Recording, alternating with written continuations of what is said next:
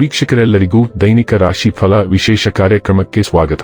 ಇವತ್ತಿನ ಈ ವಿಡಿಯೋದಲ್ಲಿ ನಾವು ವರ್ಷ 2026 ರ ಫೆಬ್ರವರಿ ತಿಂಗಳಿನ 11ನೇ ತಾರೀಕಿನ ದಿನ ಮಕರ ರಾಶಿಯ ಫಲಗಳನ್ನು ತಿಳಿದುಕೊಳ್ಳಲಿದ್ದು, ಈ ದಿನ ಮಕರ ರಾಶಿಯ ಜಾತಕದವರ ಪಾಲಿಗೆ ಹೇಗೆ ಸಾಬೀತಾಗಲಿವೆ, ಈ ದಿನ ಗ್ರಹ ನಕ್ಷತ್ರಗಳ ಸ್ಥಿತಿಗತಿಗಳೇನು ಮತ್ತು ಇಲ್ಲಿ ಉಂಟಾಗಲಿರುವ ಯೋಗಗಳ್ಯಾವುವು, ಈ ಯೋಗಗಳ ಪ್ರಭಾವ ನಿಮ್ಮ ಮೇಲೆ ಹೇಗೆ ಕಾಣಿಸಿಕೊಳ್ಳಲಿದೆ, ಜತೆಗೆ ಈ ದಿನಗಳಂದು ನೀವು ಹೊಂದಿರಬೇಕಾದ ಎಚ್ಚರಿಕೆ ಏನು ಅನ್ನೋದೆಲ್ಲವನ್ನ ವಿಸ್ತಾರ ರೂಪದಲ್ಲಿ ಇಲ್ಲಿ ತಿಳಿದುಕೊಳ್ಳೋಣ.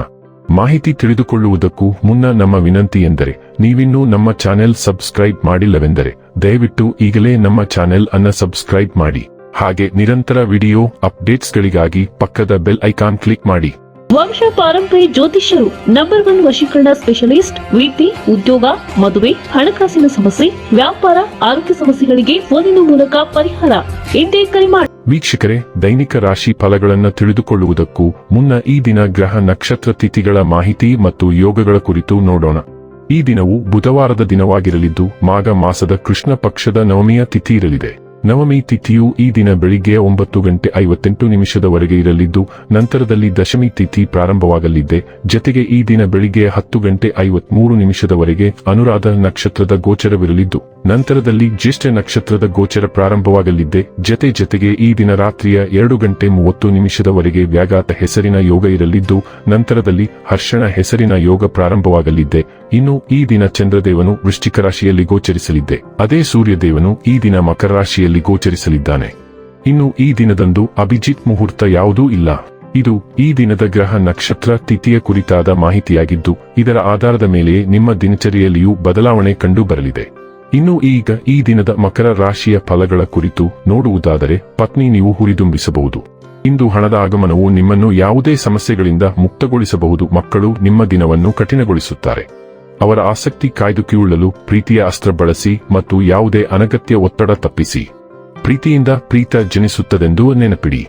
ಇಂದು ನಿಮ್ಮ ಕೆಟ್ಟ ಅಭ್ಯಾಸಗಳು ನಿಮ್ಮ ಪ್ರೇಮಿಗೆ ಕೆಟ್ಟ ಭಾವನೆ ಉಂಟು ಮಾಡಬಹುದು ಮತ್ತು ಅವರು ನಿಮ್ಮ ಮೇಲೆ ಕೋಪಗೊಳ್ಳಬಹುದು. ಸಕಾರಾತ್ಮಕ ಧೋರಣೆಯ ನಿಮ್ಮ ಆಂತರಿಕ ಮೌಲ್ಯಗಳು ನಿಮಗೆ ಕೆಲಸದ ಸ್ಥಳದಲ್ಲಿ ಯಶಸ್ಸು ತರುತ್ತವೆ. ಆಂತರಿಕ ಗುಣಗಳು ನಿಮಗೆ ತೃಪ್ತಿ ತರುತ್ತವೆ. ಸಕಾರಾತ್ಮಕ ದೃಷ್ಟಿಕೆಯನ್ನು ಬಯಸಿದ ಯಶಸ್ಸು ನೀಡುತ್ತದೆ.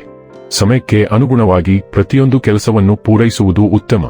ನೀವು ಅದನ್ನು ಮಾಡಿದರೆ ನೀವು ನಿಮಗಾಗಿ ಸಹ ಸಮಯವನ್ನು ತೆಗೆಯುತ್ತೀರಿ.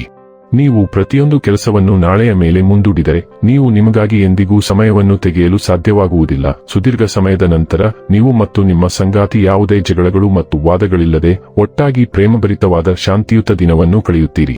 ಇಂದು ಕೆಲವು ಅನಿರೀಕ್ಷಿತ ಖರ್ಚುಗಳು ಬರಬಹುದು. ಅದು ಸಾಕಷ್ಟು ಮಹತ್ವದ್ದಾಗಿರಬಹುದು.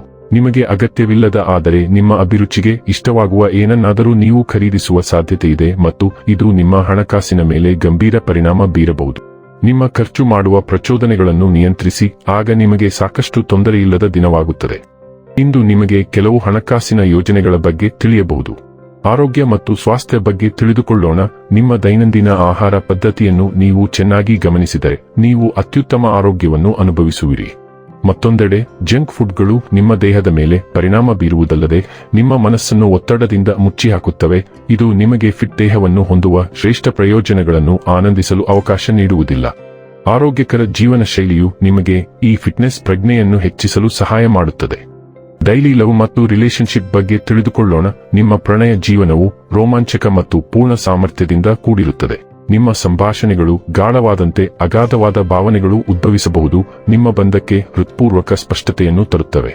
ನಿಮ್ಮ ಮತ್ತು ನಿಮ್ಮ ಸಂಗಾತಿಯ ನಡುವಿನ ಬೆಳವಣಿಗೆಯನ್ನು ಬೆಳೆಸಲು ಬುದ್ಧಿವಂತಿಕೆ ಮತ್ತು ಮುಕ್ತತೆಯನ್ನು ಬಳಸಿಕೊಂಡು ನಿಮ್ಮ ಸಂಪರ್ಕದಲ್ಲಿ ವೈವಿಧ್ಯತೆಯನ್ನು ಪರಿಚಯಿಸಲು ನೀವು ಸ್ಫೂರ್ತಿ ಪಡೆಯುತ್ತೀರಿ.